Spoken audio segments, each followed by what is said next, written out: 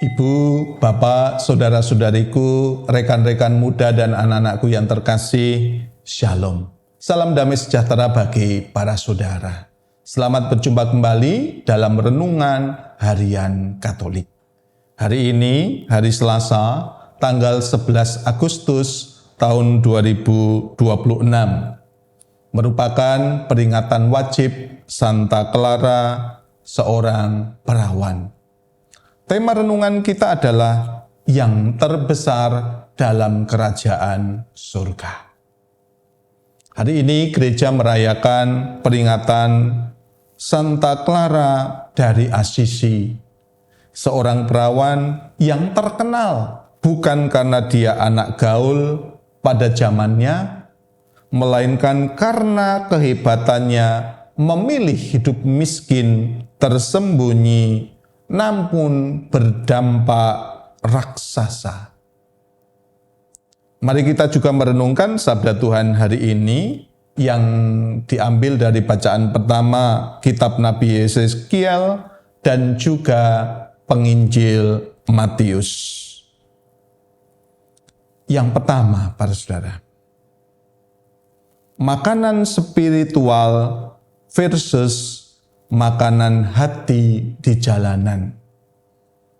Nabi Yeskiel disuruh Tuhan membuka mulut dan memakan gulungan kitab yang isinya ratapan dan keluh kesah. Tetapi pas dikunyah, rasanya manis seperti madu. Nah, ini menjadi sentilan bagi kita. Seringkali kita rajin menyimpan renungan di grup WA, tetapi lupa mengunyah dan mencernanya sampai masuk ke hati. Firman Tuhan itu seringkali berisi teguran yang rasanya berat.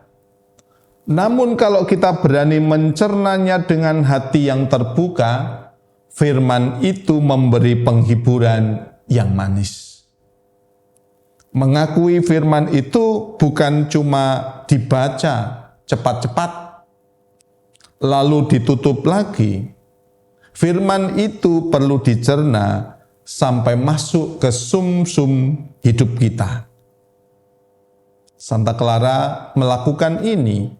Ia memakan Injil dengan sungguh-sungguh, dengan gaya hidupnya yang murni meniru Kristus yang miskin dan penuh kasih.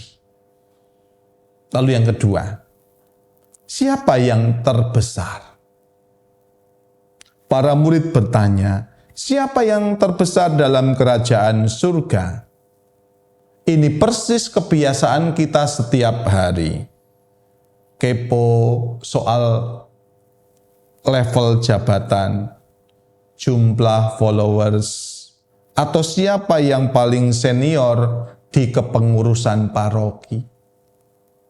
Yesus justru memanggil seorang anak kecil dan menaruhnya di tengah-tengah mereka. Anak kecil itu polos, tidak gengsi, dan sangat tergantung pada orang tuanya. Santa Clara dari Assisi meneladan ini secara ekstrim. Ia meninggalkan kemewahan kebangsawanan demi menjadi kecil dan miskin di hadapan Allah. Maka untuk masuk kerajaan surga, kita tidak diuji seberapa tinggi kartu nama kita, melainkan seberapa rendah hati kita menyandarkan diri kepada Allah. Yang ketiga, semangat FIBC 2026. Gereja Asia yang mendengar dan menjadi kecil. Sidang Agung para Uskup Asia menekankan kembali identitas gereja di Asia, yaitu gereja yang bersahabat dan mau mendengarkan, serta berani hadir di tengah kemiskinan dan keberagaman budaya. Bukan gereja bos. Yesus dalam Injil Matius menegaskan, siapa yang terbesar dalam kerajaan surga? Orang yang merendahkan diri dan menjadi seperti anak kecil. Maka hidup di tengah arus yang serba cepat, kompetitif, dan seringkali menilai orang dari merek mobil, jabatannya, gereja diajak untuk tidak ikut arus. Santa Clara membuktikan bahwa kekuatan gereja bukan pada kemewahan, melainkan pada kemurnian hati dan kerendahan hati seperti anak kecil. Lalu yang keempat, misteri 99 domba dan 1 domba pengembara. Yesus memberikan perumpamaan unik. Gembala meninggalkan 99 domba yang aman demi mencari 1 domba yang tersesat. Kalau secara logika bisnis anak Jakarta, ini agak rugi investasi. Masa demi 1% harus mempertaruhkan 99%? Allah itu memang tidak rasional. Kalau sudah urusan kasih, bagi Tuhan tidak ada orang yang cuma dianggap statistik atau penonton pelengkap. Panggilan kita, ya, kalau kita hubungkan dengan konteks Sidang Agung FIBC 2026 dan kehidupan paroki, kita diutus untuk tidak cuma nyaman berteman dengan 99 domba yang rajin ke gereja atau aktif di lingkungan.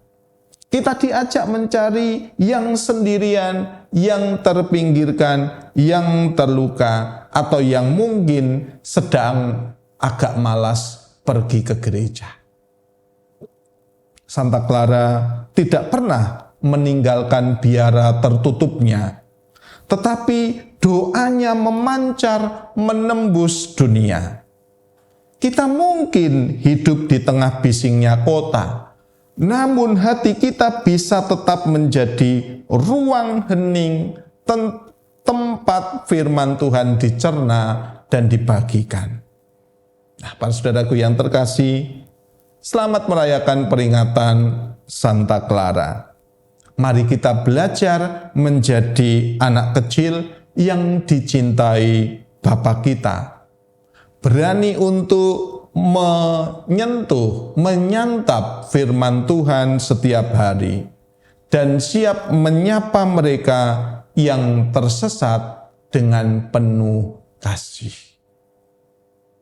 Kemuliaan kepada Bapa dan Putera dan Roh Kudus, seperti pada permulaan, sekarang, selalu, dan sepanjang segala abad. Amin.